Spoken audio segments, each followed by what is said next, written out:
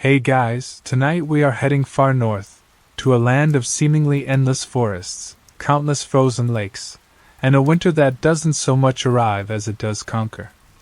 Imagine a silence so profound you can hear the snow falling, each flake a tiny whisper against a backdrop of towering pines. We're journeying to Finland, on the cusp of World War II, to discover how its people, armed with little more than skis, courage, and an almost supernatural understanding of their icy domain, became the stealthy winter nightmares of a vastly superior invading force. You're probably picturing a cozy log cabin with a roaring fire, and while those certainly existed, you probably wouldn't enjoy the no central heating and hope the fire would last aspect of daily life for many during a Finnish winter back then. It wasn't exactly a luxury ski resort vacation package, more like an extreme camping trip that lasted for several months. So, before you get comfortable, take a moment to like the video and subscribe, but only if you genuinely enjoy what I do here. It really does help this sleepy corner of YouTube find others who appreciate these quiet journeys into the past. And as always, I'd love it if you type your location and local time in the comments below. It's always fascinating to see where everyone is tuning in from, all settling down for a bit of gentle history. Now dim the lights, maybe turn on a fan for that soft background hum, and let's ease into tonight's journey together. You find yourself gliding, almost floating, over a landscape painted in 1,000 shades of white and deep forest green. This is Suomi, the land of Finland, as the Finns themselves call it. It's a place where the trees seem to outnumber the people, where the silence of winter is broken only by the sigh of the wind through the pines or the distant crack of ice on a frozen lake.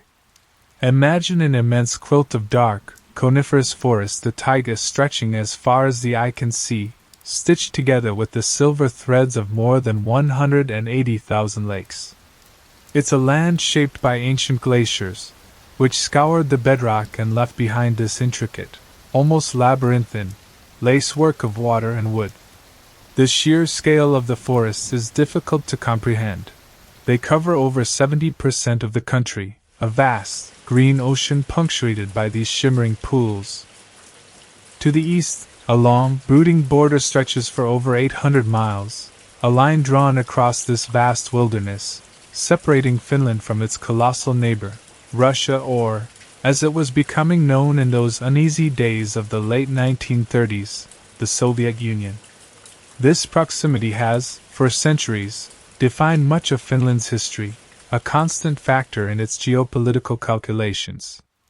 Indeed, Finland had only relatively recently, in 1917, declared its independence from Russia after more than a century as an autonomous Grand Duchy under the Tsar. This hard-won freedom was fiercely cherished, a young nation still finding its footing on a continent teetering on the brink of another cataclysm. The memory of Russian rule, and the struggle to maintain their unique language and culture, was still fresh in the minds of many Finns. The Finnish winter, when it arrives, is not a gentle affair. It is an occupying force, a sovereign ruler in its own right.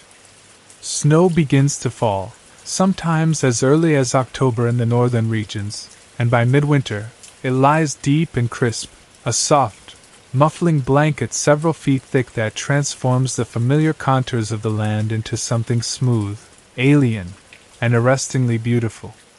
Temperatures plummet, often to -20, -30, or even -40 degrees Celsius. That's a chilly -4 to -40 Fahrenheit for those of you listening across the pond. Daylight shrinks to just a few precious hours of pale, slanting sunlight, especially in the northern reaches of Lapland, above the Arctic Circle, where the polar night, the Kamos, can last for weeks, a twilight world illuminated only by the moon, the stars, and the ethereal dance of the aurora borealis. You can almost feel the bite of the air in your lungs, the way your breath crystallizes instantly, a tiny, glittering cloud before your face, the sting of cold on any exposed skin. And yet, the Finns are not merely survivors of this harsh environment, they are masters of it. Generations upon generations have learned to read the snow, to move silently through the dense forests, to draw sustenance and shelter from a land that, to an outsider, might seem unforgiving, even hostile. There's a deep, almost spiritual connection between the Finn and the forest, the lake, the changing seasons. This isn't a land to be conquered by them, but a land to be understood, to be lived with in a kind of rugged harmony. They know which berries are safe to eat, how to track game in the snow, how to build a shelter that will keep out the bitterest cold. This resilience, this quiet strength, is woven into the very fabric of Finnish character. They are often described by outsiders as stoic, reserved, perhaps even a little shy or taciturn, but beneath that calm exterior lies a formidable determination, an unyielding spirit. They are practical, resourceful, and possess a dry, understated sense of humor that often emerges in the face of adversity. Historians still debate the precise cultural wellspring of such profound national resilience, often encapsulated in the Finnish concept of sisu, which we'll explore more later. Is it forged purely by the challenging environment, a direct product of needing to overcome such natural obstacles? Or does it stem from older, deeper Fenugreek cultural roots and a long, often painful, history of asserting their identity against larger, more powerful neighbors? One of the most iconic and deeply ingrained aspects of Finnish life, a quirky tidbit that speaks volumes about their relationship with both their environment and their own well-being, is the sauna. For Finns, the sauna is not a luxury, it's a necessity, a tradition stretching back thousands of years. It's a place for physical cleansing, yes, but also for mental purification, for quiet contemplation, for socializing with family and friends, and historically, even for giving birth and preparing the dead for their final journey. Imagine a small, wooden room, often built separately from the main house, heated by a pile of rocks the queue is glowing red-hot. Water is ladled onto these stones, creating a wave of hot, cleansing steam called loili, which is considered the very spirit and essence of the sauna. After basking in the intense, almost primal heat, it's common to cool off by rolling in the snow or taking a bracing dip in an ice hole cut into a frozen lake, an experience that sounds utterly bonkers to many, but for Finns, it's invigorating, a vital part of the ritual that leaves one feeling reborn. This practice alone tells you something fundamental about their hardiness and their unique way of embracing, rather than just enduring, the extremes of their climate. So, as the shadows of war begin to lengthen across Europe in the late 1930s, you have this nation, small in population, less than 4 million at the time, fiercely independent, intimately familiar with its vast, forested, and often frozen territory, and possessed of a quiet, unyielding spirit. They are about to face a test that will demand every ounce of that resilience, every bit of their ancestral knowledge of the winter landscape. The stage is being set for a conflict that will pit their unique skills and deep love for their homeland against overwhelming, almost unimaginable, odds. The silence of the Finnish winter is about to be broken by sounds far more jarring than the crack of lake ice. The year is 1939. While the major powers of Europe are increasingly entangled in the machinations and aggressions that will define World War II, Finland, our land of forests and lakes, finds itself in an increasingly precarious position. You can feel the tension in the crisp autumn air, a sense of foreboding that hangs heavier than the usual pre-winter chill. To the east, the Soviet Union, under Joseph Stalin, is flexing its considerable military muscle, driven by a mix of ideological expansionism and a pragmatic desire to secure its northwestern frontier, particularly the approaches to Leningrad, now St. Petersburg. Finland, with its long, shared border and its strategic location on the Gulf of Finland, became a key focus of Soviet concerns.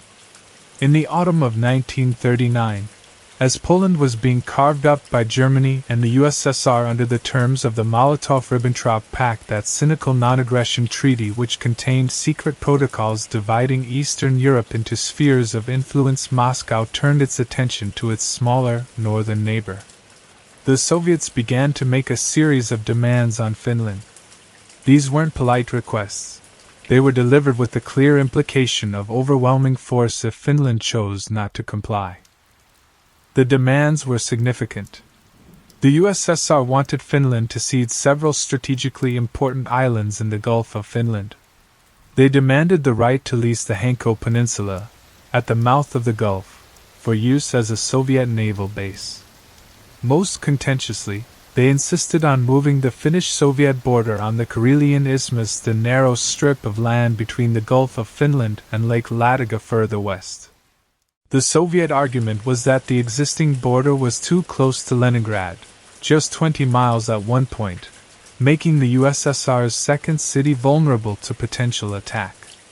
They offered Finland some territory in exchange, a larger but less strategically valuable and largely undeveloped area in eastern Karelia.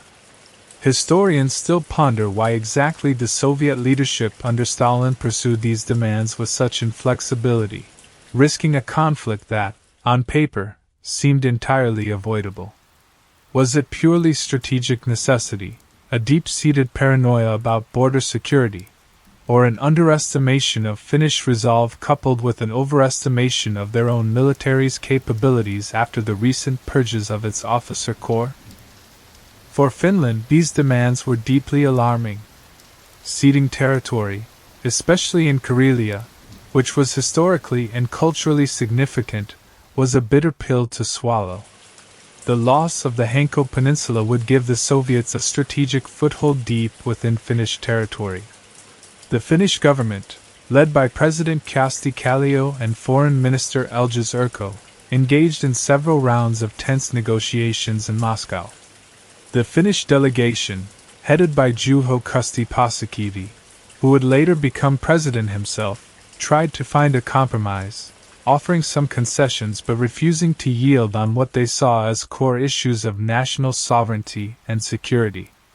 They knew that acceding to all the demands would leave Finland critically vulnerable. The Finnish people watched these negotiations with growing anxiety. There was a strong sense of national unity, a determination not to be bullied by their giant neighbor. The memory of their hard-won independence was still very much alive. There was a popular slogan at the time, "Not 1 inch," reflecting the widespread unwillingness to cede sovereign territory. Yet, there was also a realistic understanding of the military imbalance. Finland was a small nation with a relatively small, largely part-time army. The Soviet Union was a military behemoth. One quirky tidbit from this period is the story of the spirit of winter war, which, even before the war started, began to manifest. Finns started preparing, not just militarily, but also psychologically. There was a quiet determination, a sense of shared purpose. Civil defense measures were practiced, and women formed voluntary organizations like Lada Svard, which would play a crucial, non-combatant support role during the coming conflict, providing medical aid, supplies, and communications. These women, often overlooked in traditional military histories, were an integral part of Finland's national defense. As the negotiations in Moscow dragged on through October and into November 1939, the atmosphere grew increasingly grim. The Soviets became more intransigent, their demands hardening. The Finns, while willing to negotiate, would not break. They knew that appeasement had not worked for Czechoslovakia, and they were determined to defend their independence, even if the odds seemed insurmountable. On November 13th, the Finnish delegation left Moscow, the talks having broken down completely. The diplomatic path had reached a dead end. The Soviet propaganda machine then went into overdrive, accusing Finland of planning aggression against the USSR, a patently absurd claim given the disparity in their respective sizes and military capabilities.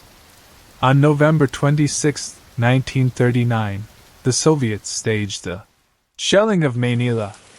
They claimed that Finnish artillery had fired on Soviet troops near the village of Manila on the Karelian Isthmus, killing several Red Army soldiers.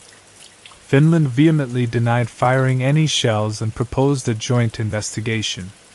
However, the Soviets rejected this and used the incident, which most historians now agree was a false flag operation orchestrated by the NKVD, Stalin's secret police, as the pretext to renounce the Soviet-Finnish non-aggression pact. The die was cast. 4 days later, on the bitterly cold morning of November 30, 1939, Soviet forces launched a massive invasion of Finland. Bombs began to fall on Helsinki and other Finnish cities, and Red Army divisions poured across the border at multiple points, from the Karelian Isthmus in the south to the remote Arctic regions of Petsamo in the north. The Winter War had begun. The Red Bear was not just at the door, it had kicked it in. Finland, small, outnumbered, and largely isolated, braced itself for a desperate struggle for survival against the seemingly unstoppable tide. The morning of November 30th, 1939, dawns cold and gray over Finland. You can feel the chill not just in the air, but in the hearts of the Finnish people as the news spreads. The Soviet Union has invaded. Across the long eastern border, from the shores of the Arctic Ocean down to the Karelian Isthmus, the Red Army is on the move. It's a moment that many Finns had feared, but also one for which they had, in their own quiet, determined way, prepared. What unfolds now is a classic David versus Goliath scenario, a seemingly impossible mismatch of forces that would capture the imagination of the world. On one side, you have the Soviet Union, a military juggernaut. The Red Army committed an initial force of around 500,000 men, organized into some 20-odd divisions, supported by thousands of tanks and aircraft. They expected a swift, decisive victory, perhaps anticipating that Finland would crumble within a matter of weeks, much like Poland had under the combined German and Soviet onslaught. Stalin reportedly told his generals that the campaign would be over in 12 days. On the other side, you have Finland, a nation of fewer than 4 million people, with a peacetime army of only about 30,000 regular soldiers. Upon mobilization, they could, and did, rapidly expand this force, calling up reservists, men who were farmers, lumberjacks, factory workers, teachers, to eventually field an army of around 300,000. But even at full strength, they were outnumbered by at least 3-1 in terms of manpower, and the disparity in equipment was even more staggering. Finland had very few tanks, perhaps a couple of dozen outdated Vickers 6-ton tanks, and some Renault FTs from World War I, hardly a match for the Soviet BT fast tanks and heavier T-20 SIXS and T-28s. Their air force was tiny, consisting mostly of obsolete biplanes and a handful of more modern, but still outnumbered, Fokker D.XXI fighters. They had a severe shortage of anti-tank guns, artillery pieces, ammunition, and even basic supplies like uniforms and tents. Many Finnish soldiers went into battle wearing their own civilian clothes, often with just a military belt and a rifle to distinguish them as combatants. The iconic white snowsuits that would become their hallmark were often improvised or locally made. Historians still ponder why exactly Finland, despite the growing threat, was so relatively unprepared in terms of modern military hardware. Was it a lack of financial resources, an underestimation of Soviet intentions until it was too late, or a political reluctance to provoke their powerful neighbor by appearing too militarized? The Finnish High Command was led by Marshal Carl Gustav Emil Mannerheim, a figure of immense prestige and experience.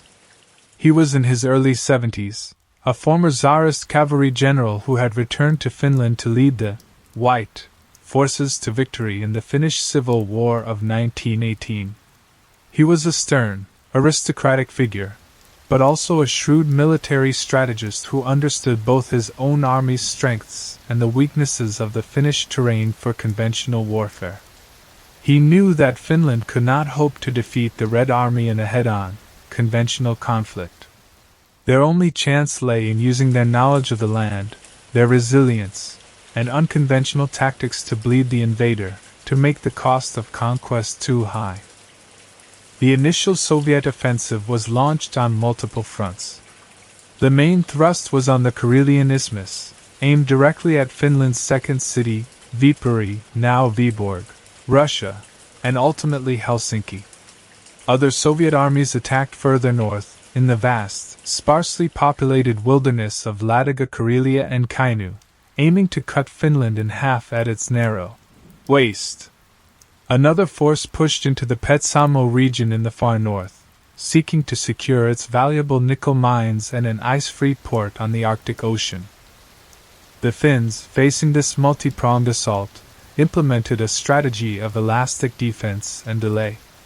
On the Karelian Isthmus, they relied on the Mannerheim Line, a series of defensive fortifications, mostly concrete bunkers, trenches, and anti-tank obstacles stretching across the isthmus.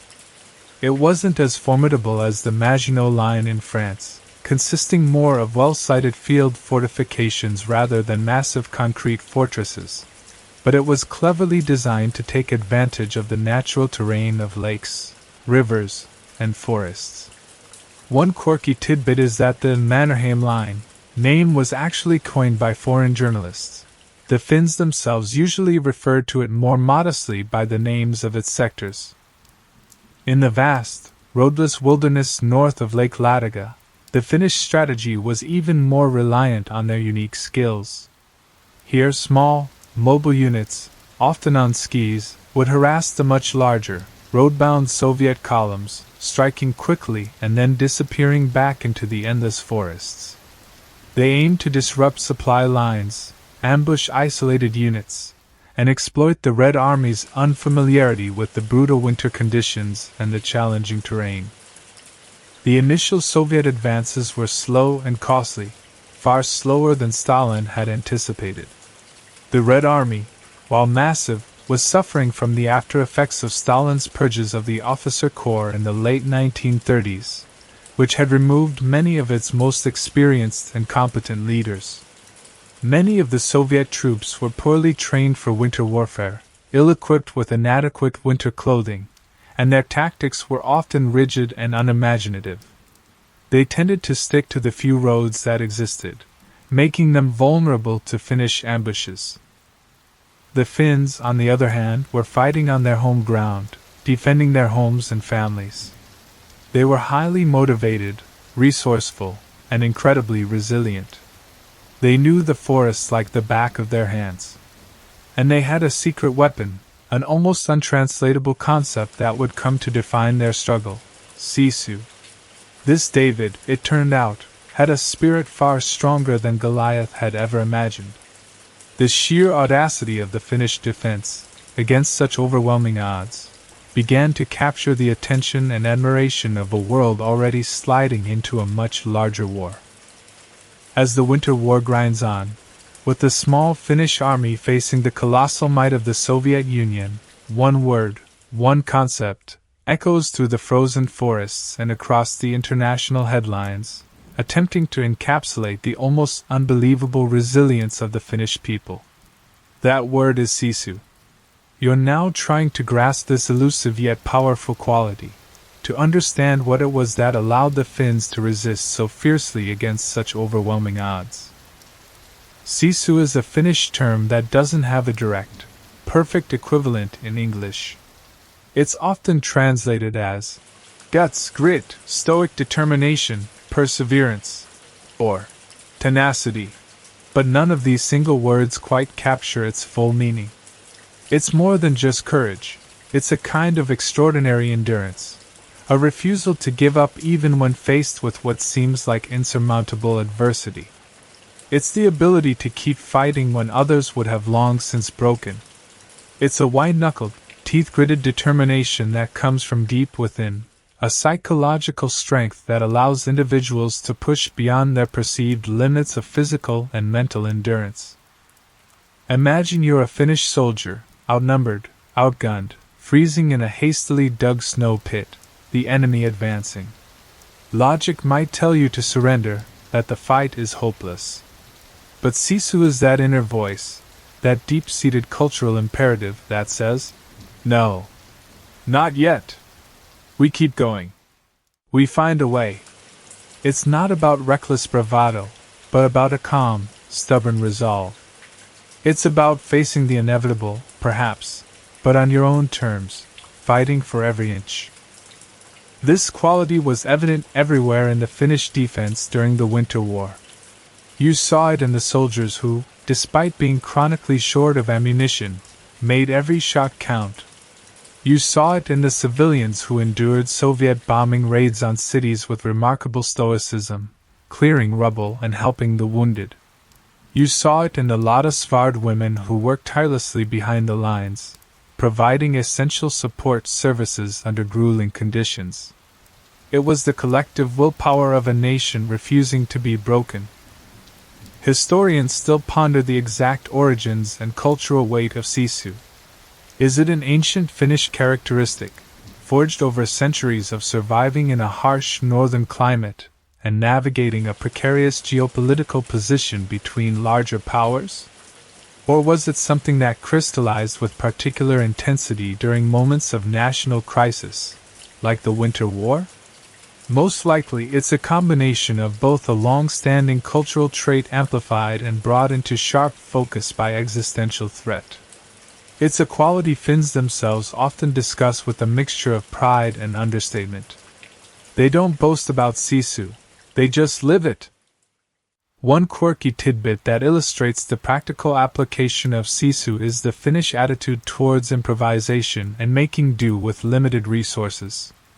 Lacking proper anti-tank weapons in sufficient numbers, Finnish soldiers developed the Molotov cocktail, a simple, improvised incendiary weapon consisting of a glass bottle filled with flammable liquid, often a mixture of gasoline, ethanol, and tar, and a wick. They named it derisively after Vyacheslav Molotov, the Soviet foreign minister who had infamously claimed on Soviet radio that their bombers were dropping bread baskets, not bombs, on Finland. The Finns, with their grim humor, decided to provide the drinks to go with Molotovs. Bread. These improvised weapons, though dangerous to use, proved surprisingly effective against Soviet tanks in the close quarters fighting of the forests, especially when targeted at engine grates or tracks. It was a perfect example of Sisu in action, facing a superior technological threat with ingenuity and sheer nerve. The concept of Sisu also manifested in the incredible physical endurance shown by Finnish soldiers, particularly the ski troops. They could operate for days in sub-zero temperatures, covering vast distances on skis, often with minimal food and sleep. They endured conditions that would have incapacitated soldiers from warmer climes. This wasn't just about physical toughness. It was about a mental refusal to succumb to the cold, the hunger, or the fatigue. The international press, covering the Winter War, latched onto the idea of Sisu. It became a convenient shorthand to explain how Finland was managing to hold off the Soviet behemoth for so long. Articles and newsreels lauded the Finnish Sisu, turning it into an almost mythical quality. While this sometimes veered into romanticization, it did capture something essential about the Finnish spirit. It's important, though, not to oversimplify Sisu as some kind of magical superpower. The Finns were not immune to fear, to loss, or to the horrors of war. They suffered terribly. But Sisu was what allowed them to continue despite those horrors, to maintain their discipline and their fighting effectiveness when many other armies might have disintegrated. It was the inner steel that complemented their knowledge of the terrain and their skill with skis and rifles. So, as you watch these Finnish soldiers, often clad in their own winter clothes, facing down Soviet tanks with little more than courage and a well-aimed Molotov cocktail, you're seeing Sisu in its rawest form. It's the quiet determination in their eyes, the set of their jaws, the way they melt back into the snow-covered forest after a swift, sharp engagement. It's the spirit that turned a seemingly hopeless defense into one of the most remarkable military stands of the 20th century. It was, quite simply, Finland's refusal to break. Now that we've touched upon the indomitable spirit of Sisu that fueled the Finnish defense, let's glide back a little further in time, before the war, to understand a fundamental aspect of Finnish life that would prove to be a crucial military asset: their profound and ancient relationship with skis. You're not in a modern ski resort with chairlifts and perfectly groomed pistes. You're deep in the Finnish past, where skis were not for recreation, but for survival. The use of skis in Fennoscandia, the region encompassing Finland, Sweden, Norway, and parts of Russia, is incredibly ancient, dating back thousands of years. Archaeological finds, including rock carvings and preserved wooden ski fragments from bogs, suggest that people in this region were using skis as early as 5000 BC. That's older than the pyramids of Egypt, older than Stonehenge. For millennia, skis were an essential tool for hunting, trapping, travel, and communication in the deep snows of the northern winter. Imagine trying to move through several feet of soft, powdery snow without them. You'd be exhausted and immobilized in minutes. Skis were the great equalizer, allowing humans to traverse the frozen wilderness with relative ease and speed. The earliest skis were often of unequal length. One common type was a long gliding ski for one foot, the lily, and a shorter, fur-covered ski for the other foot, the kalhu, used for kicking and steering, almost like a primitive scooter for snow. The fur on the shorter ski would grip the snow when pushing off but glide smoothly when moving forward. This design was particularly effective for hunters tracking game through dense forests. You can almost see a lone hunter, clad in furs, moving silently through the snow-laden trees, his breath misting in the frigid air, his skis leaving a barely discernible track. Finnish folklore and national epics, like the Kalevala, are filled with references to skiing. Heroes are often depicted as prodigious skiers, capable of covering vast distances at incredible speeds. Skiing wasn't just a practical skill, it was woven into the cultural identity, a symbol of Finnish hardiness and connection to the land. There were even skiing competitions held for centuries, though these were more about endurance and cross-country prowess than the downhill racing we might associate with the word skiing today. This deep-rooted ski culture meant that by the early 20th century, virtually every Finn living in a rural area, and Finland was still a predominantly rural country, knew how to ski from a very young age. It was as natural as walking. Children learned to ski almost as soon as they could stand, using simple wooden skis, often homemade. They skied to school, to visit neighbors, to check trap lines. For soldiers drawn from these rural communities, skiing wasn't a specialized military skill they had to learn. It was second nature. Historians still ponder why exactly skiing as a widespread practical skill persisted so strongly in Finland compared to some other northern nations where it became more purely recreational earlier on. Perhaps it was the sheer vastness and roadlessness of much of the Finnish interior, making skis indispensable for winter mobility well into the modern era.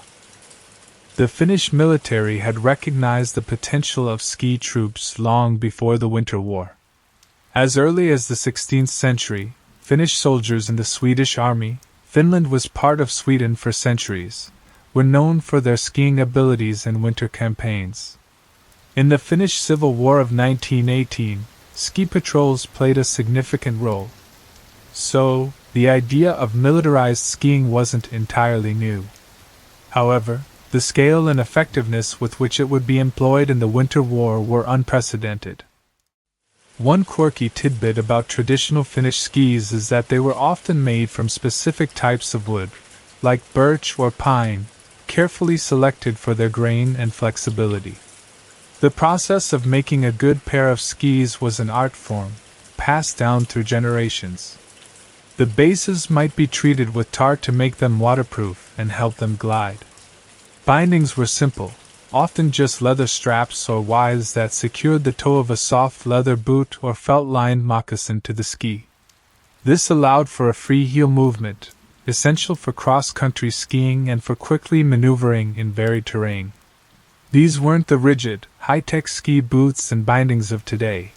They were designed for practicality and endurance over long distances.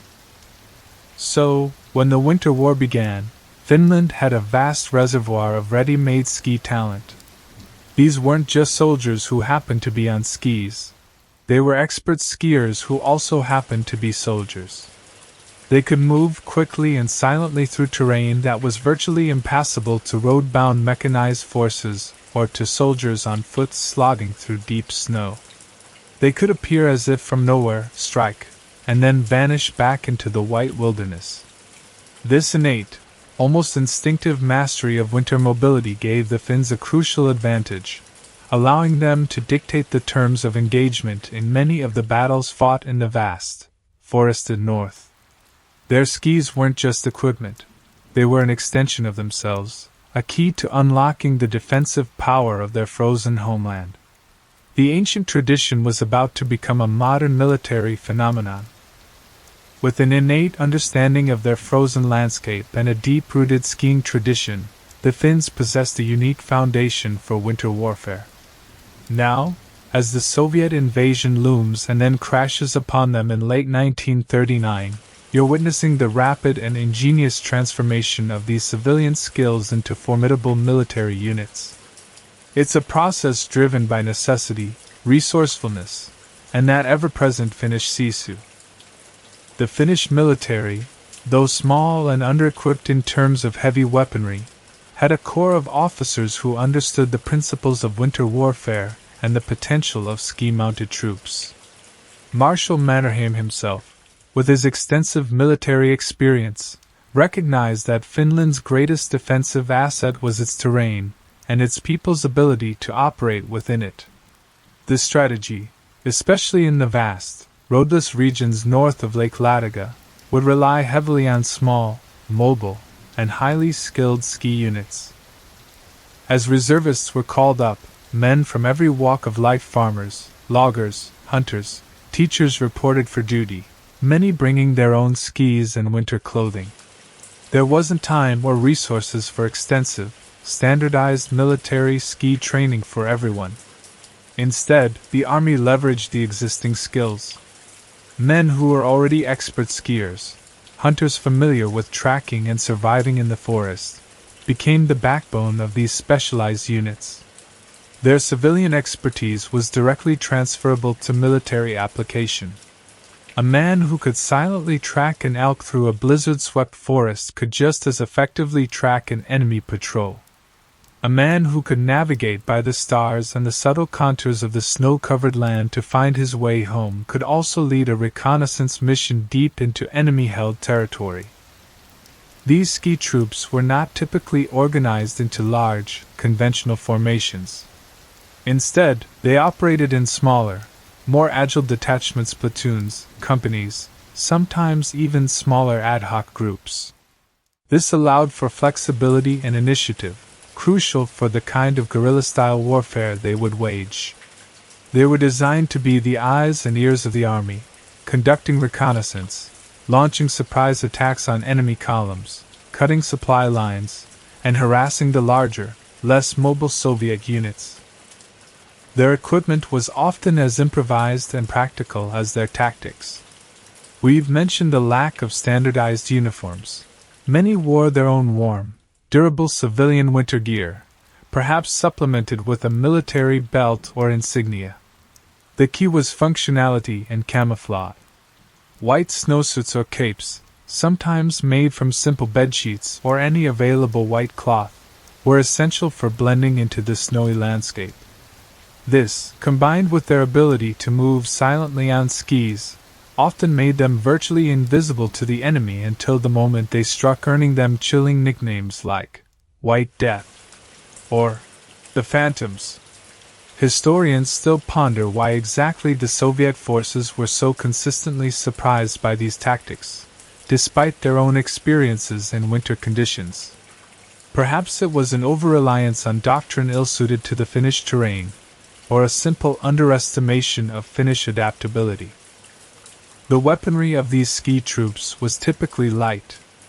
Most were armed with rifles. The standard Finnish Mosin-Nagin M/28-30 rifle, a Finnish modified version of the Russian rifle, was highly regarded for its accuracy.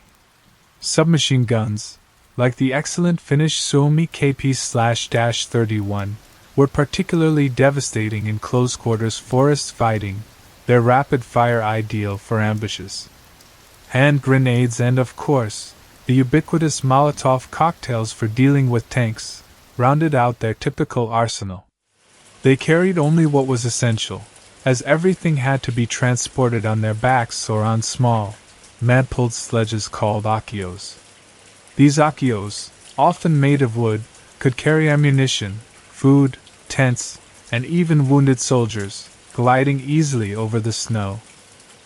One quirky tidbit is the Finnish use of reindeer for transport in some of the northernmost sectors, particularly in Lapland. Reindeer, perfectly adapted to the Arctic environment, could pull sledges laden with supplies through terrain where even ski troops might struggle. It was another example of the Finns using traditional, local knowledge and resources to military advantage. Imagine a supply column not of trucks or mules, but of reindeer, moving silently through the frozen twilight of the polar night. Training, for those who needed it or for refining existing skills, focused on practical aspects: long-distance skiing with full kit, winter survival techniques, building snow shelters like the Quincy or Snow Cave, marksmanship in cold conditions, metal contracts, fingers get numb, and small unit tactics emphasizing stealth, speed, and surprise. They learned to use the forest itself as a weapon, to move through it like ghosts, to use the trees for cover, to understand how sound traveled in the cold, still air. The transformation of civilian skiers into effective military units was remarkably swift. It wasn't about creating an entirely new type of soldier, but about channeling and focusing skills that were already deeply ingrained. These men were not just fighting for their country. They were fighting in their element, a landscape they understood intimately.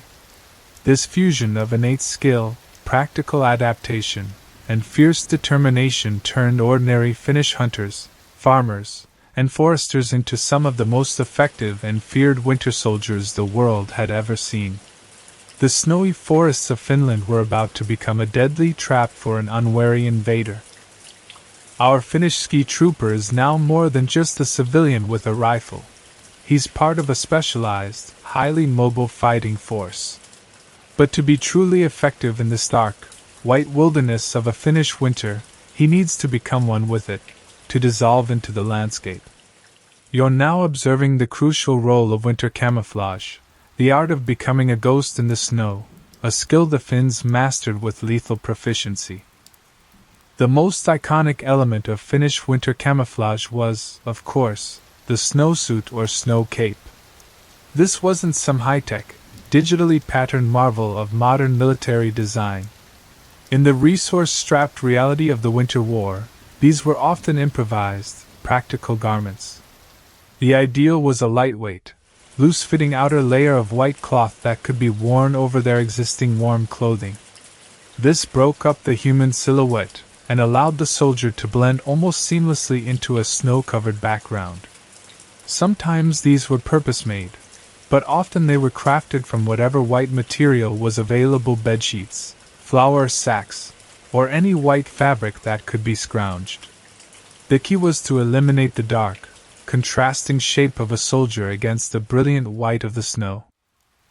Imagine a Finnish ski patrol, all clad in these white outfits, moving silently through a snow-laden forest. Against the backdrop of snow-covered trees and deep drifts, They would be incredibly difficult to spot, especially from a distance or in the low, flat light of a Finnish winter day. Even their skis were often painted white or left unvarnished to avoid glinting. Their faces might be covered with white scarves or balaclavas, leaving only their eyes exposed. This almost total concealment gave them an enormous tactical advantage, allowing them to observe enemy movements undetected, to set up ambushes with devastating surprise, and to disengage and vanish before the enemy could effectively retaliate. But camouflage wasn't just about wearing white. It extended to every aspect of their equipment and behavior. Rifles, which were typically dark wood and blued steel, would often be wrapped in white cloth strips or painted with white, water-based paint that could be easily washed off. Metal parts that might glint in the pale sunlight, like belt buckles or ammunition clips, would be dulled or covered. Even their breath, which would instantly form a visible cloud in the sub-zero temperatures, was a concern. Soldiers learned to breathe through a scarf, or to exhale slowly downwards to minimize this telltale sign of their presence. Historians still ponder the subtle nuances of Finnish field craft that made their camouflage so effective. Was it purely the visual aspect, or did their mastery of silent movement and scent discipline also play a significant, often unrecorded, role? One quirky tidbit relates to the use of white hoods or helmet covers. While many Finnish soldiers wore fur hats, turkislaki, or other warm headgear, a simple white hood pulled up over the hat, or a white cover for their steel helmets, if they were lucky enough to have one, completed the ghostly illusion. It eliminated the dark shape of the head, which is often one of the most recognizable parts of a human silhouette. Some helmet covers even had small loops for attaching twigs or bits of foliage, further breaking up the outline, though in the depths of a Finnish winter, there wasn't much green foliage to be found. The effectiveness of this camouflage was amplified by the Finns' intimate knowledge of the terrain and their incredible patience. They knew how to use the subtle dips and folds in the snow, the shadows of trees, and the cover of dense thickets to their advantage. They could lie motionless in the snow for hours, enduring the biting cold, waiting for the perfect moment to strike. This discipline was crucial. A sudden movement, a careless exposure, could give them away. For the Soviet soldiers, often clad in darker, standard-issue uniforms and less accustomed to the demands of winter warfare, these white-clad, phantom-like figures became a source of constant dread. Imagine slogging through deep snow along a narrow forest road, your senses dulled by the cold and fatigue, when suddenly, from the silent, seemingly empty woods around you, a storm of rifle and submachine gun fire erupts. You see nothing but muzzle flashes, perhaps a fleeting glimpse of a white shape darting between trees, and then, as quickly as it began, the attack ceases, the enemy melting back into the snow as if they were never there. This psychological impact, the feeling of being constantly watched by an unseen enemy, was almost as damaging as the physical casualties inflicted. The Finns didn't just wear white, they thought white. They understood how light and shadow played on the snow, how to move with the wind to avoid their scent being carried to the enemy, how to leave minimal tracks. It was a holistic approach to concealment, born from generations of hunting and surviving in that environment. Their white camouflage wasn't just a uniform. It was a key component of their entire tactical doctrine, a crucial enabler of their hit-and-run attacks and their ability to operate deep within enemy-held territory. It was the cloak of invisibility that allowed David to dance around Goliath, landing painful, unexpected blows before disappearing back into the white embrace of the Finnish winter. The Finnish ski troops, cloaked in their winter white and masters of their frozen domain, didn't just rely on individual skill and stealth. They developed and employed highly effective, if unconventional, battlefield tactics that played perfectly to their strengths and exploited the weaknesses of their much larger, road-bound adversary. The most famous and devastating of these tactics became known as Mahdi tactics. You're now delving into the chillingly effective logic of the Mahdi. The word Mahdi in Finnish originally refers to a cubic meter of firewood, specifically a pile of logs cut and stacked for seasoning. In the context of the Winter War, it came to mean an encircled enemy unit, cut off, isolated, and left to be seasoned, or chopped up, at the Finns' leisure. It was a brutal, but incredibly effective, way of dealing with the numerically superior Soviet forces, particularly in the dense forests and along the few, narrow roads north of Lake Ladoga. Here's how it typically worked. Soviet divisions, often heavily mechanized with tanks and trucks, would advance along the limited road network, their columns stretching for miles through the dense, snow-choked taiga. They were essentially confined to these roads, as venturing off into the deep snow and trackless forest with their heavy equipment was virtually impossible. The Finnish ski troops, moving with ease through the surrounding wilderness, would identify a vulnerable section of this extended column. Instead of launching a suicidal frontal assault against the head of the column, the Finns would use their superior mobility to strike at multiple points along its length, often at night or during snowstorms when visibility was poor. They would fell trees to create roadblocks, mine the roads, and launch swift, sharp attacks on supply vehicles, field kitchens, and communication lines. Their aim wasn't necessarily to annihilate the enemy in these initial attacks, but to disrupt, disorient, and crucially, to sever the column into smaller, more manageable segments.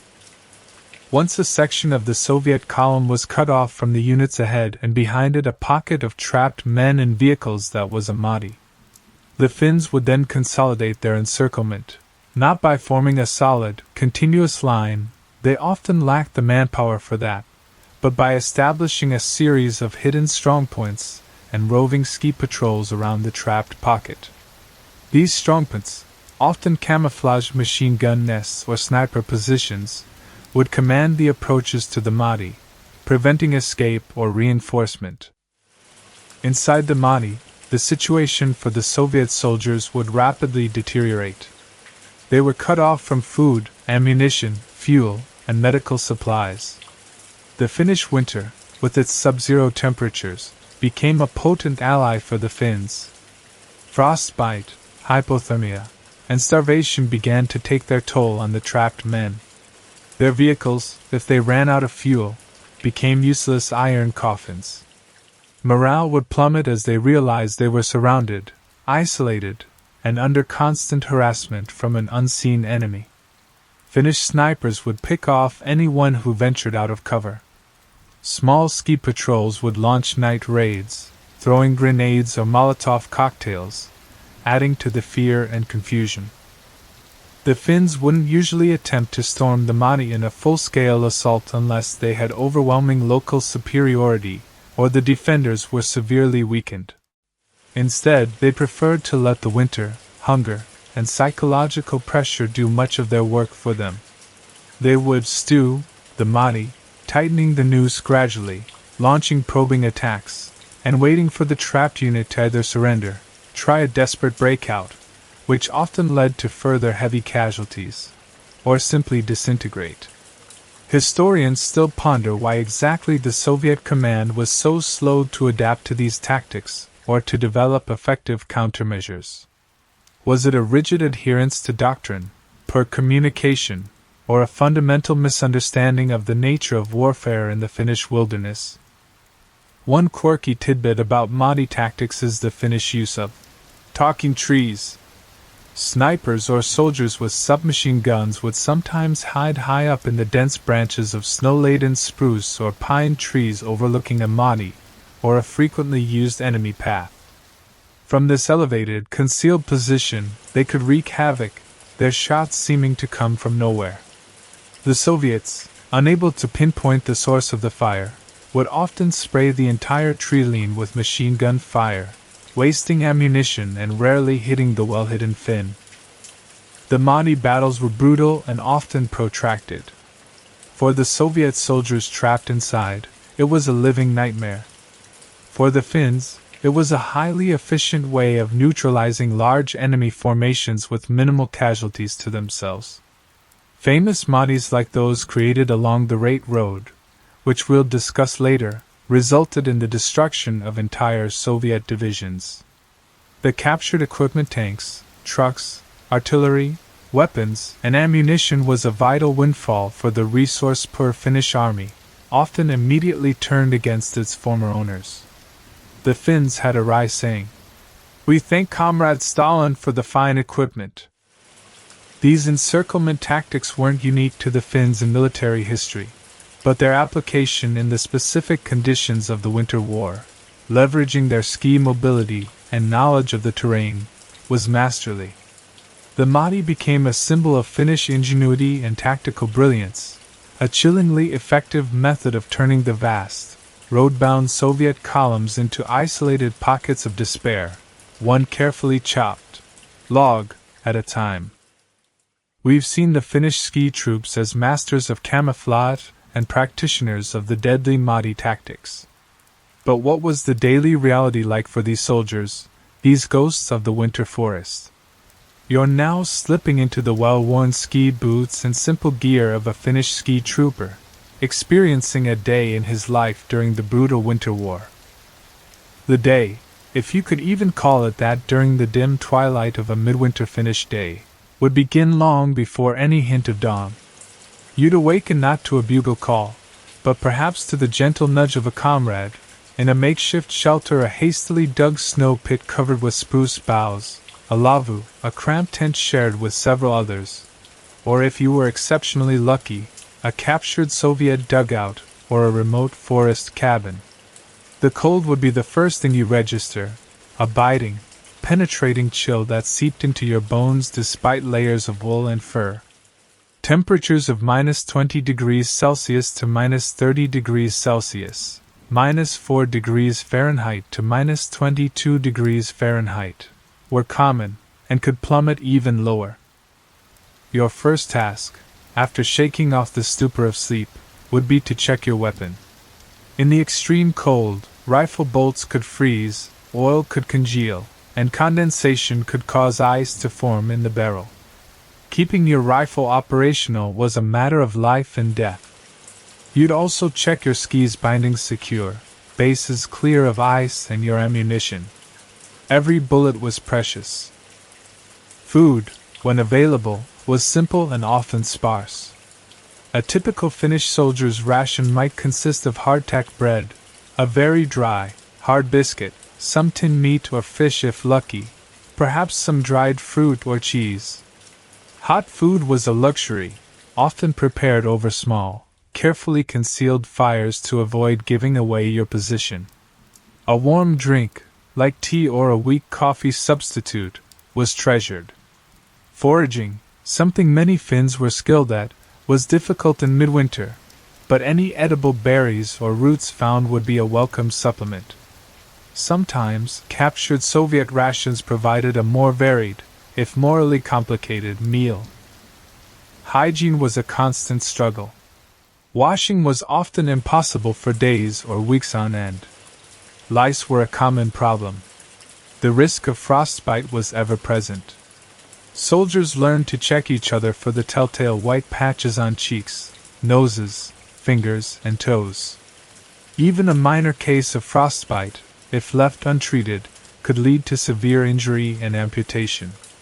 Keeping your feet dry was a particular obsession, as wet feet in sub-zero temperatures were a fast track to trench foot or severe frostbite. Extra pairs of socks, if you had them, were guarded jealously. A significant portion of your day might be spent on patrol, gliding silently through the seemingly endless forest. You'd move in small groups, typically single file, your skis whispering over the snow. You're constantly alert, scanning the trees for any sign of the enemy, listening for the snap of a twig or the distant rumble of a truck that might betray their presence. Navigation was by map and compass if you had them, but more often by an intimate knowledge of the landscape, the position of the sun, when visible, and the subtle clues of the forest. Historians still ponder why exactly the Finns demonstrated such superior small unit navigational skills compared to their adversaries.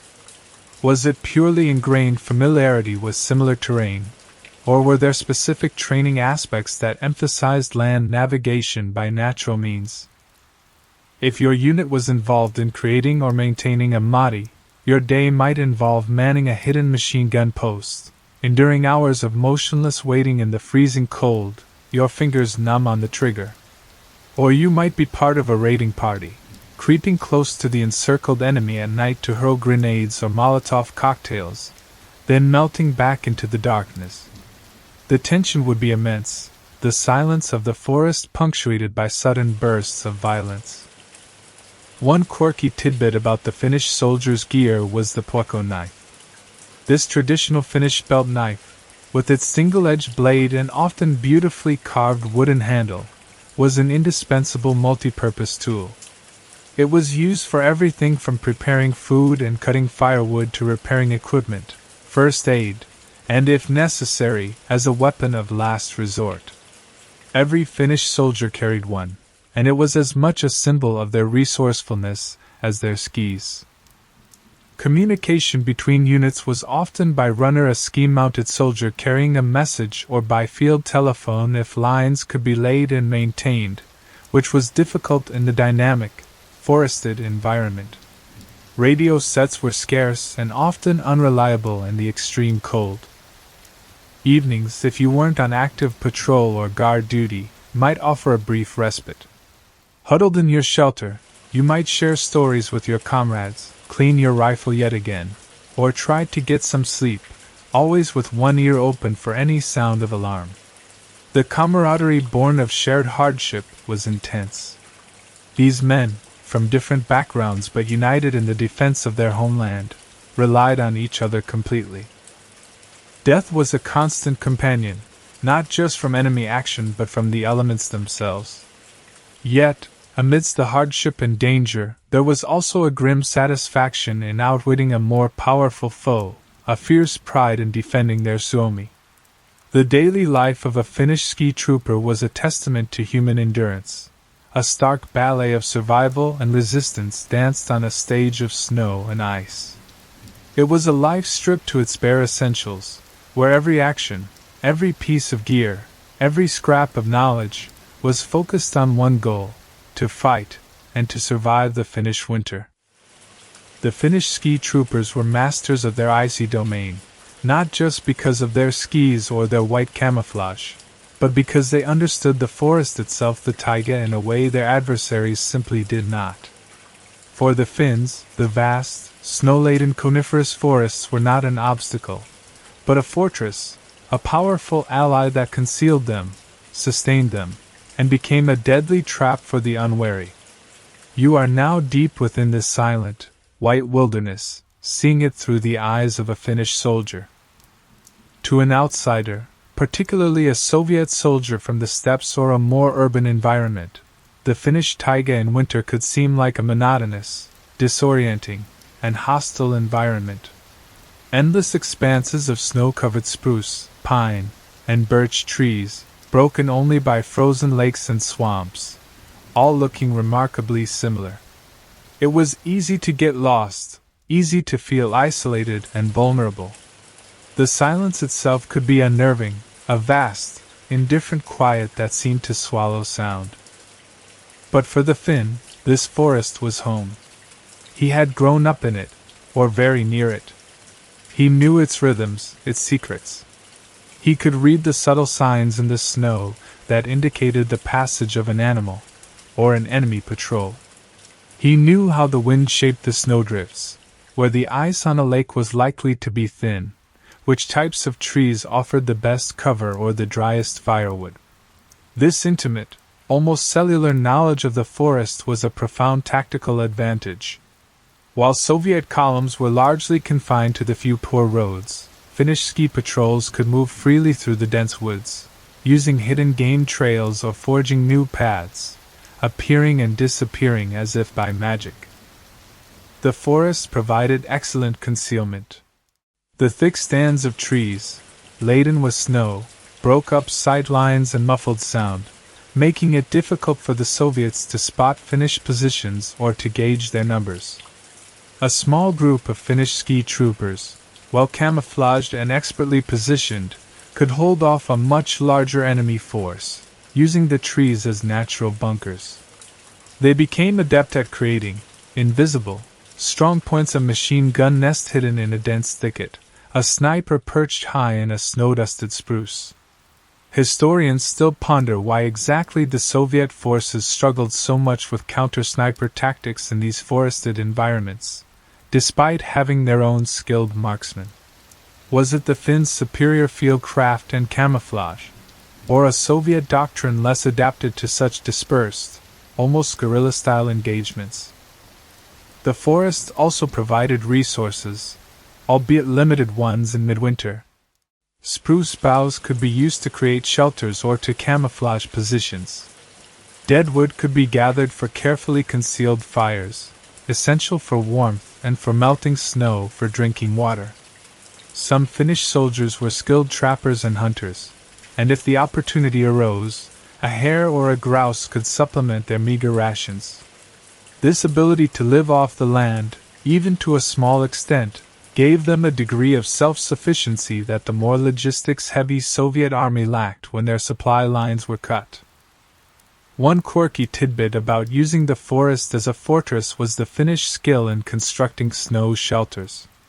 Beyond simple snow pits, they could build more elaborate structures like the quinzhee, a dome made by hollowing out a large pile of snow that has been allowed to consolidate, or even snow caves dug into deep drifts. These shelters were surprisingly warm and well camouflaged, offering protection from both the elements and enemy observation. A Finnish ski patrol could seemingly vanish into the snow itself, resting and recuperating before their next mission. The psychological impact of the forest on the Soviet soldiers cannot be overstated. They were fighting in an alien environment, against an enemy who seemed to be part of the forest itself. The trees could hide snipers, ambushes, or minefields. Every shadow might conceal a threat. The silence, instead of being peaceful, became menacing, pregnant with unseen dangers. This constant tension, the fear of the unknown and the unseen, wore down Soviet morale just as surely as Finnish bullets. The Finns also used their knowledge of the forest to manipulate the battlefield. They knew the best places to fell trees to create roadblocks, how to use frozen lakes or swamps as avenues of approach or retreat, if the ice was thick enough, and how to channel enemy movements into prepared killing zones.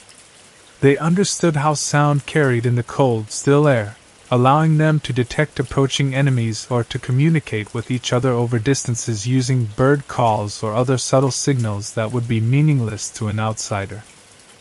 In essence, the Finnish ski troops turned the taiga into an extension of their own fighting capabilities. It wasn't just a backdrop for the war, it was an active participant, an ally that shielded them, guided them, and helped them to ensnare their enemies. The dense, snow-covered forests of Finland became a green and white fortress, defended by men who were as much a part of that wilderness as the wolves and the pines. For the Soviets, it was a bewildering, terrifying labyrinth. For the Finns, it was simply home ground, and they defended it with all the skill and tenacity that such an intimate connection inspires. The Finnish ski troops, with their spectral white camouflage, their mastery of the forest, and their chillingly effective Mahdi tactics, began to cultivate a fearsome reputation among their Soviet adversaries. They were not seen as ordinary soldiers, but as something more elusive, more dangerous winter phantoms, spirits of the frozen taiga. This psychological impact, the aura of the White Death, became almost as potent a weapon as their rifles and submachine guns. You're now feeling the chill of this reputation as it spreads through the ranks of the invading Red Army. Imagine you are a young Soviet soldier, perhaps from Ukraine or Central Asia, bundled in an inadequate greatcoat, shivering in a poorly heated tent or a hastily dug trench somewhere in the vast, snowy expanse of Finland. You're far from home, fighting in a bewilderingly hostile environment against an enemy you rarely see. All you hear are stories from other units, whispered around flickering fires, tales of entire patrols vanishing without a trace, of sentries found frozen at their posts with a single, almost invisible bullet hole, of sudden, terrifying ambushes launched by white-clad figures who appear out of nowhere and disappear just as quickly. The term, White Death, Finnish, Valkoinen kuolema, became a common, if dreaded, moniker for the Finnish ski troops, particularly for their snipers. It perfectly encapsulated their ghostly appearance and their lethal efficiency. These Finnish snipers, often lone hunters in civilian life, were expert marksmen, incredibly patient, and masters of camouflage. They could lie motionless in the snow for hours, enduring unimaginable cold, waiting for a target, an officer, a machine gunner, a radio operator. Their shouts would ring out from the silent forest, seemingly from nowhere, sowing confusion and terror. The psychological effect of being constantly targeted by an unseen, highly accurate enemy was immense. Soviet soldiers began to fear venturing out of their dugouts. Officers became reluctant to wear insignia that might mark them as valuable targets. Even simple tasks like fetching water or firewood became fraught with peril. This constant, gnawing fear eroded morale, disrupted routines, and made effective command and control much more difficult for the Soviet forces.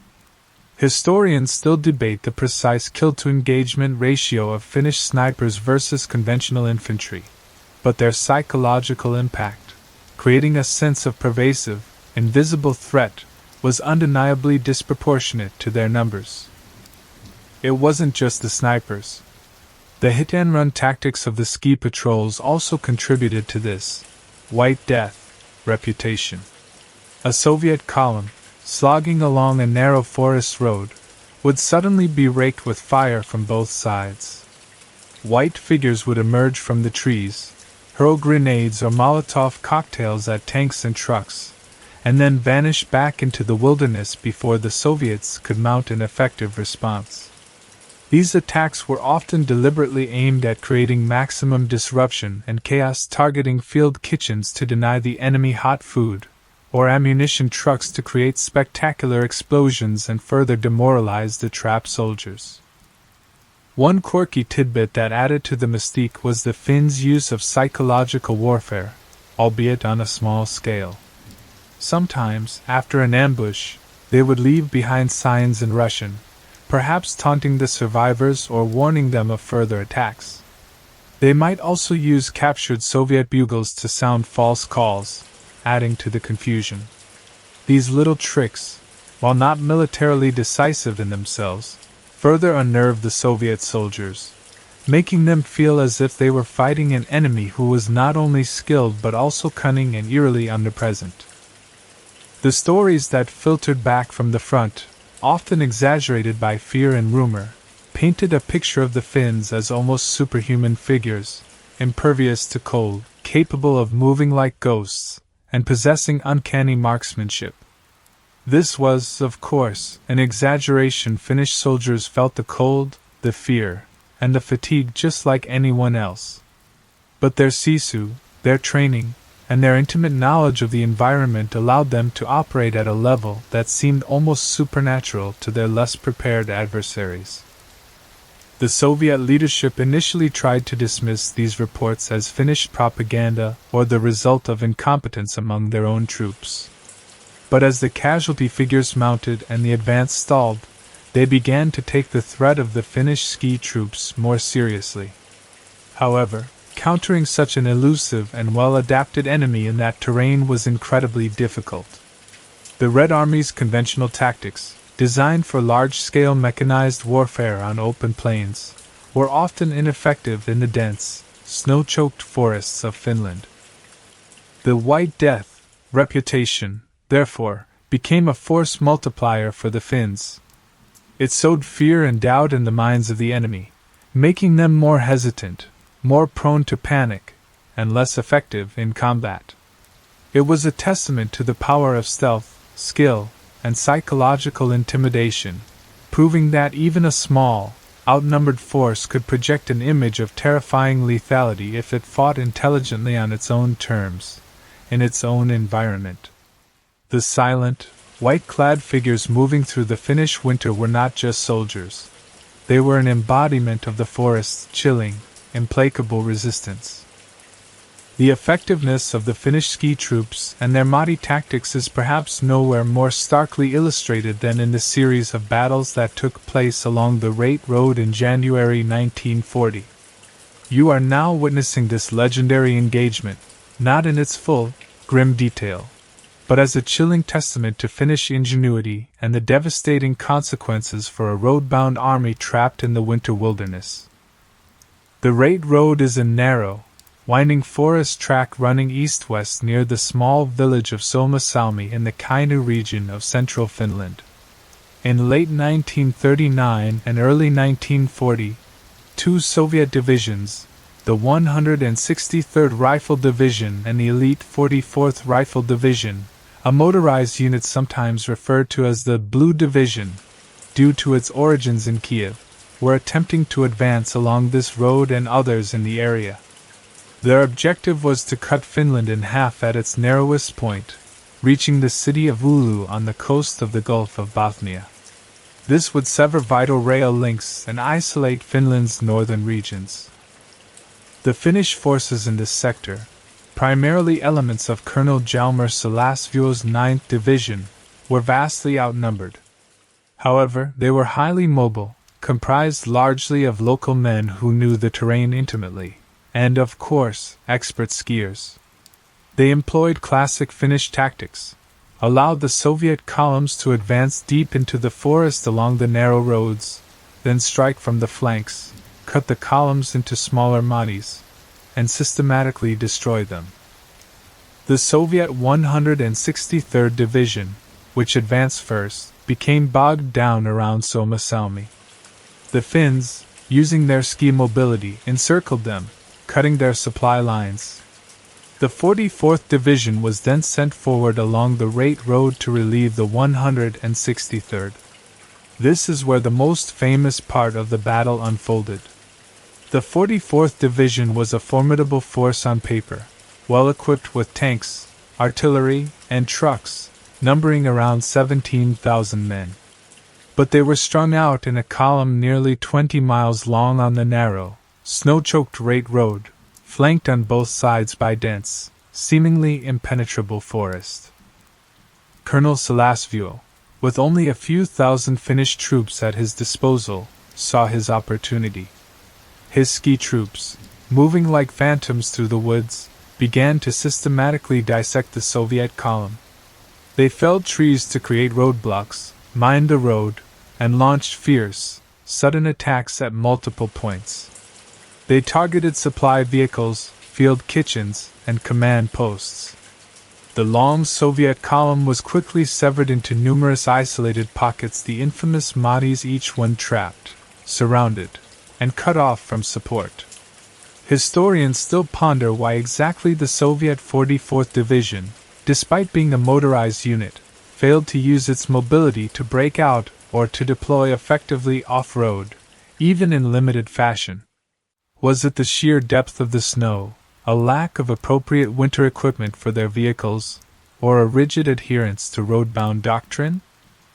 What followed was a week of brutal fighting in sub-zero temperatures, often plunging to minus 40 degrees Celsius.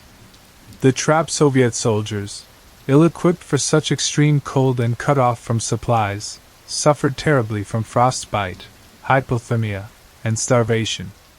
Their tanks and vehicles, immobilized by roadblocks or lack of fuel, became frozen steel coffins. The Finns, appearing and disappearing in their white camouflage, harassed the Mahdi's relentlessly, picking off soldiers with sniper fire, launching night raids, and tightening the noose. The Finnish ski troops were in their element. They could move swiftly between the Mahdi's, concentrating their limited forces where needed, while the Soviets remained trapped and isolated. The forest, which was a terrifying, alien environment for the Soviets, was an ally to the Finns. They used it for cover, for concealment, and as an avenue for surprise attacks. By January 8, 1940, the battle was largely over. The Soviet 44th Division had been virtually annihilated. Thousands of Soviet soldiers were killed or died of exposure, and thousands more were taken prisoner. The Finns captured a vast amount of equipment, dozens of tanks, hundreds of trucks, artillery pieces, machine guns, rifles, and huge quantities of ammunition and supplies. For the resource-poor Finnish army, this was an incredible windfall. The images of the Great Road after the battle, with miles of frozen, wrecked Soviet vehicles and equipment littering the narrow track, became iconic symbols of the Winter War and Finnish resilience. One quirky tidbit from the Great Road is that some Finnish soldiers, upon capturing Soviet tanks that were still operational, would quickly paint Finnish swastika markings. Finland used the swastika as a national marking on its aircraft and tanks from 1918 to 1945, entirely unrelated to the Nazi Party's use of it, over the Soviet Red Stars and turned the captured armor against its former owners, sometimes in the very same battle. The Battle of Suomussalmi and the Great Road was a stunning victory for the Finns, a testament to the effectiveness of their ski troops, their mighty tactics, and their ability to fight and win in the harshest winter conditions. It was a devastating blow to Soviet prestige and a huge morale booster for the Finns and their sympathizers around the world. It demonstrated that even a vastly outnumbered army, if it fought intelligently and exploited its unique advantages, could inflict catastrophic defeats on a larger, more conventional foe. The Great Road became a frozen monument to Finnish sisu and the terrifying effectiveness of the White Death. Amidst the collective heroism of the Finnish ski troops, individual figures inevitably emerged whose skill and tenacity became legendary. Perhaps the most famous, and certainly one of the deadliest snipers in recorded history, was a quiet, unassuming farmer named Simo Häyhä. You're now getting a glimpse of this remarkable man, not to dwell on the grim statistics of his tally, but to appreciate the extraordinary skill and dedication that earned him the chilling nickname, Belya Smrt, the White Death from his Soviet adversaries. Simo Häyhä was born in 1905 in the municipality of Rotjärvi, near the border with Russia.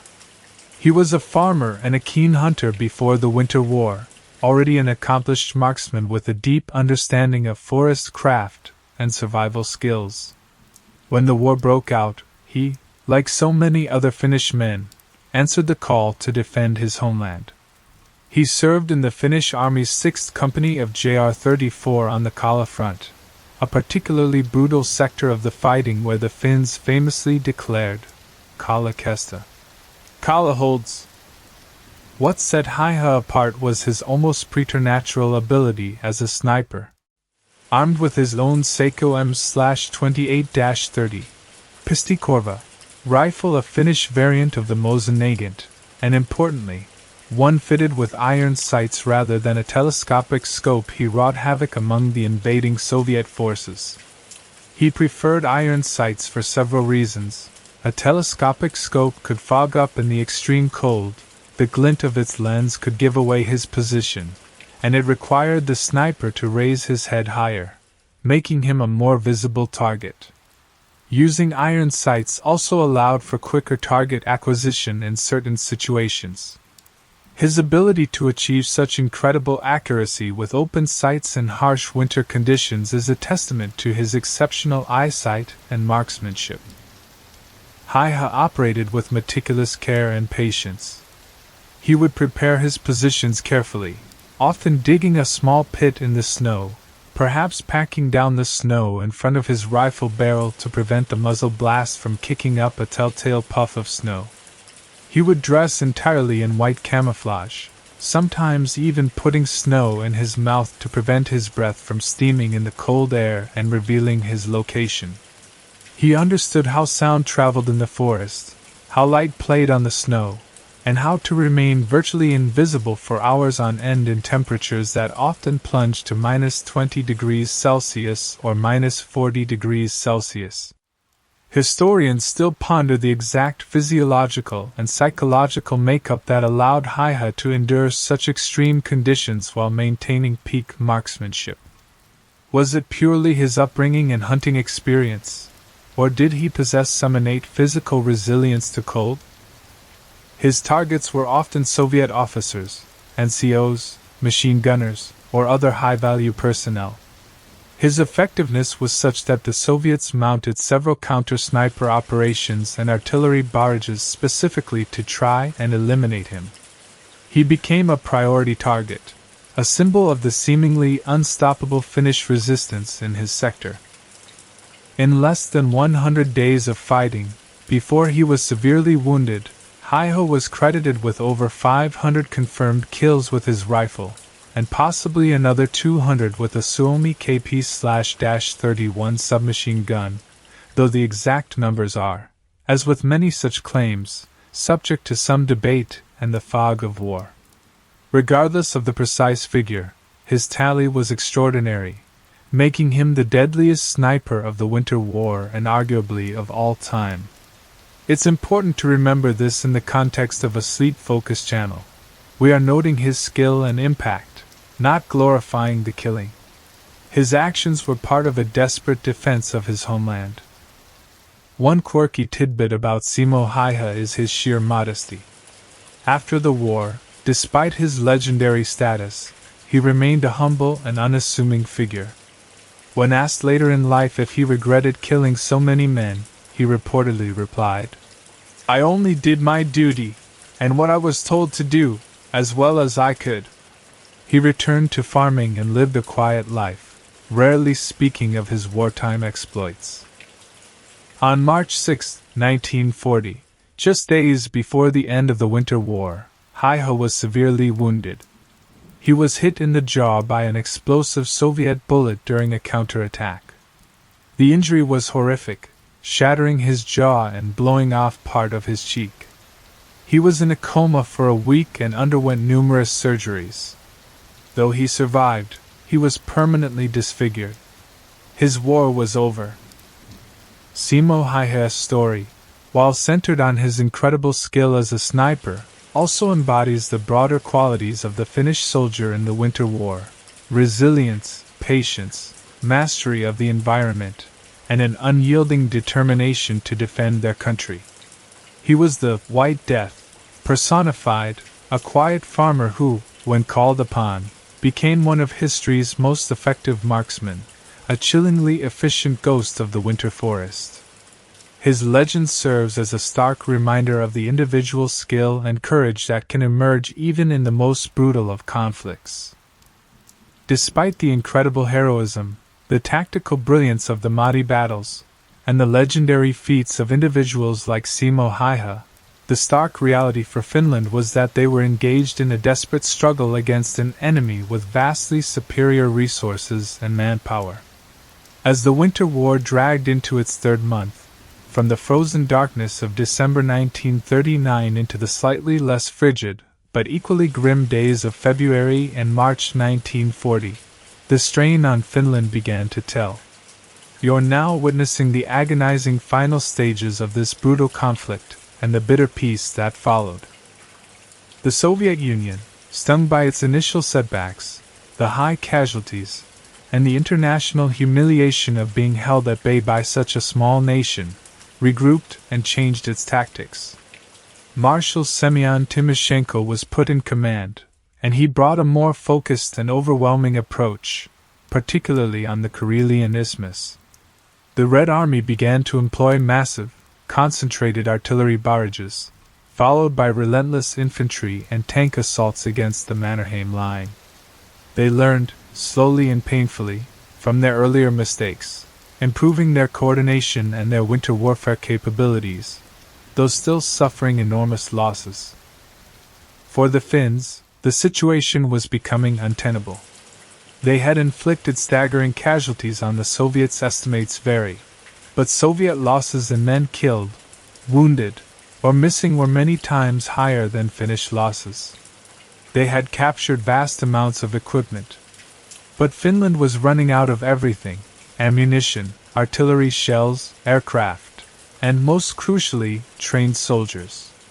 The initial wave of patriotic volunteers and reservists had fought with incredible bravery, but there were simply no more men to call upon.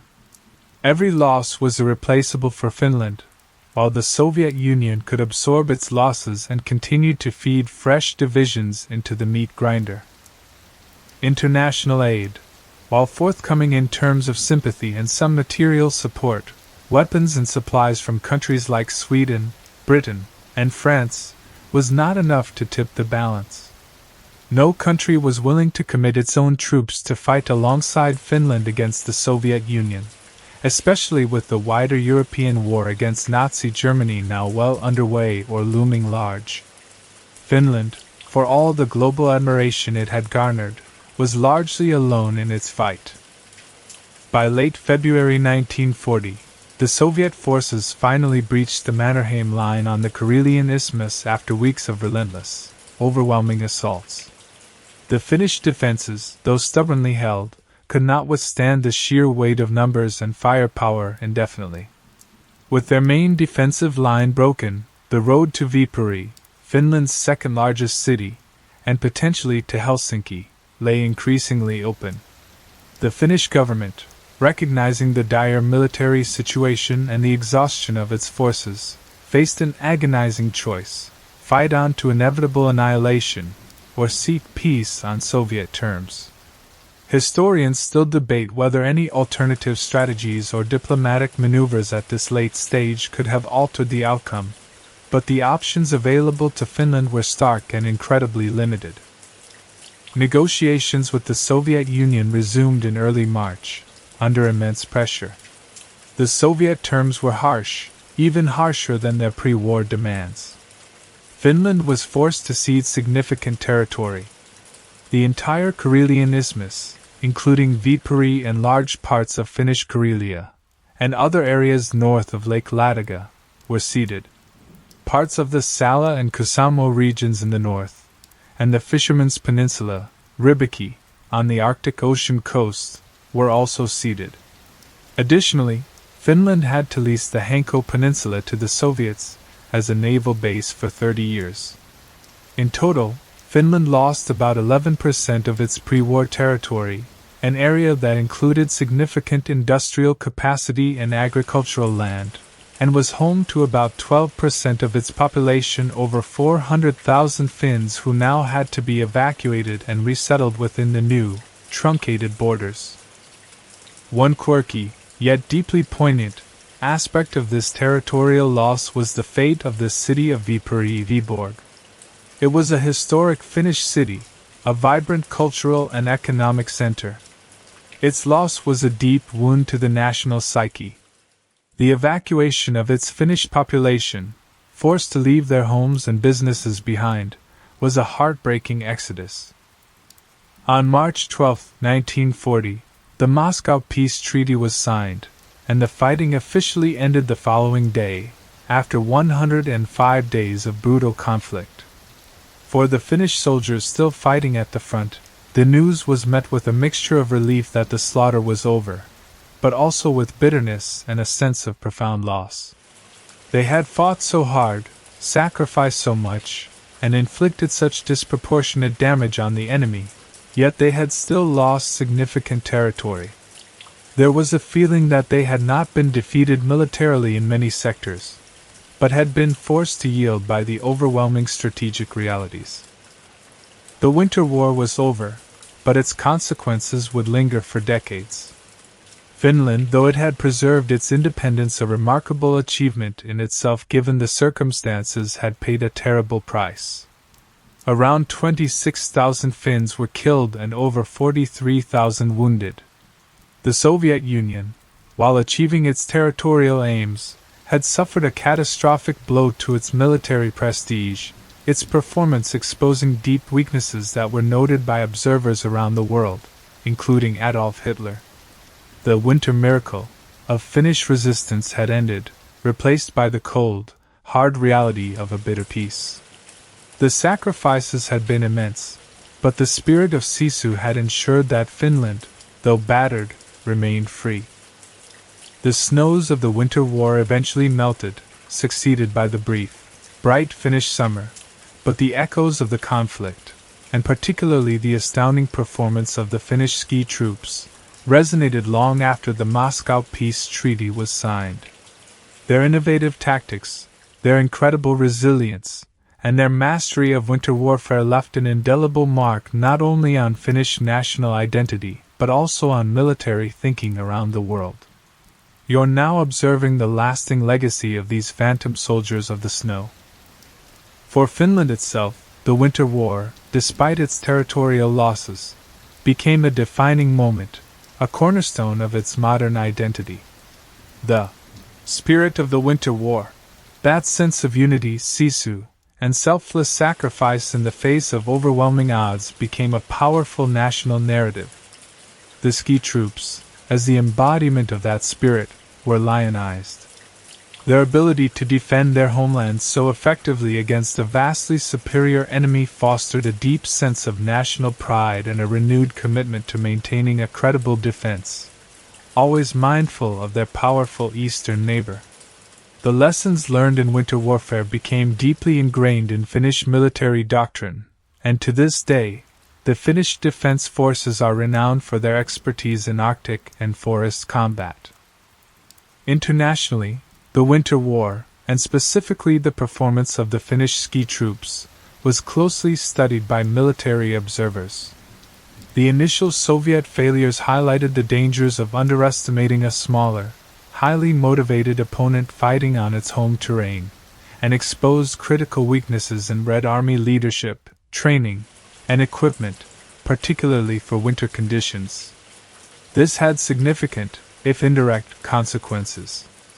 Adolf Hitler, for example, is said to have been emboldened by the Red Army's poor showing in Finland, contributing to his disastrous decision to invade the Soviet Union in June 1941, Operation Barbarossa. He perhaps underestimated the Soviet Union's ability to learn from its mistakes, and its sheer capacity to absorb losses and mobilize its vast resources, something Finland simply couldn't match. Conversely, other armies looked to the Finnish model for inspiration. The effectiveness of small, mobile, well-camouflaged ski units employing guerrilla-style tactics was not lost on military planners.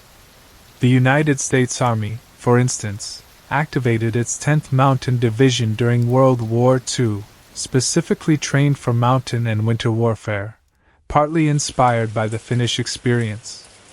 While their operational environment in the Italian Alps was different, the emphasis on specialized training for harsh conditions and the use of ski-mounted troops owed a conceptual debt to the Finns. Historians still debate the full extent to which Finnish tactics directly influenced other nations' doctrines, as many countries with alpine or Arctic territories had their own nascent ski troop traditions.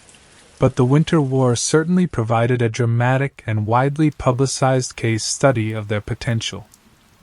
One quirky tidbit about the legacy is the enduring image of the Finnish soldier as the White Death.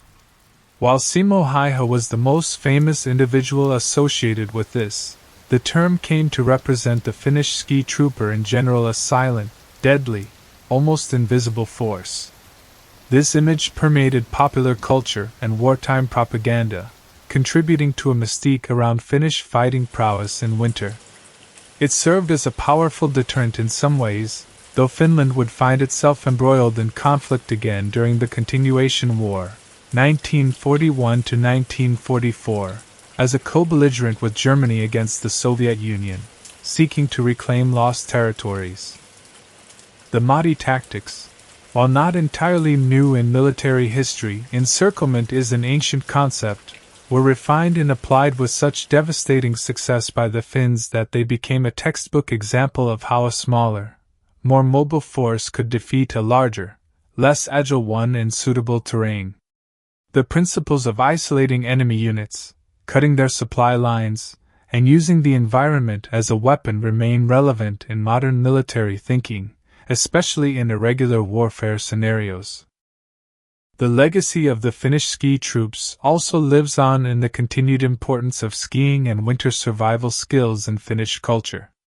While Finland is now a modern, technologically advanced nation, the connection to the forest and the ability to thrive in winter remain part of its DNA. The spirit of sisu, so powerfully demonstrated during the Winter War, continues to be a cherished national characteristic. So, as the Winter War receded into history, the legend of the Finnish ski troops grew. They had shown the world what a few determined people, intimately familiar with their land and armed with courage and ingenuity, could achieve against seemingly impossible odds. They were a testament to the idea that the most effective weapon is often not the most technologically advanced, but the one wielded with the greatest skill, determination, and understanding of the environment. The silent, white-clad figures gliding through the frozen forests of Finland left an echo that still whispers through the pines, a lasting reminder of their extraordinary winter campaign. The biting wind seems to soften now, the image of the white-clad ski trooper, a silent sentinel in a world of snow and ice, gradually fading from view. We have journeyed through the frozen forests of Finland, witnessing the incredible resilience and ingenuity of a small nation facing an overwhelming foe. We've felt the chill of the Arctic wind, heard the whisper of skis over untouched snow, and understood the profound meaning of sisu, that uniquely Finnish spirit of unyielding determination. We saw how ancient traditions of skiing and forest survival were transformed into a potent military force, how civilian hunters and farmers became ghosts in the snow, masters of camouflage and ambush. We delved into the chillingly effective logic of the Mahti tactics, where vast enemy columns were ensnared and neutralized in the icy grip of the Finnish winter, and the skill of its defenders. We met figures like Simo Häyhä, the White Death, whose quiet skill became legendary, a symbol of the individual courage that defined this desperate struggle. Though the Winter War ended in a bitter peace, with Finland ceding precious territory, the valor of its ski troops resonated around the world, a testament to what can be achieved when people fight for their homeland with such profound connection to their environment. Their legacy endures, not just in military textbooks, but in the Finnish spirit itself. As you allow yourself to drift deeper into comfort and stillness, let the image of the vast, silent, snow-covered forests bring a sense of peace. The battles are long over, the echoes of conflict have faded into the quiet rustling of the pines. All that remains is the deep tranquility of the winter night, the soft blanket of snow covering the land, and the enduring strength found in quiet resilience. Sleep now, wrapped in the profound peace of this northern stillness. The forest is quiet. The land is at rest.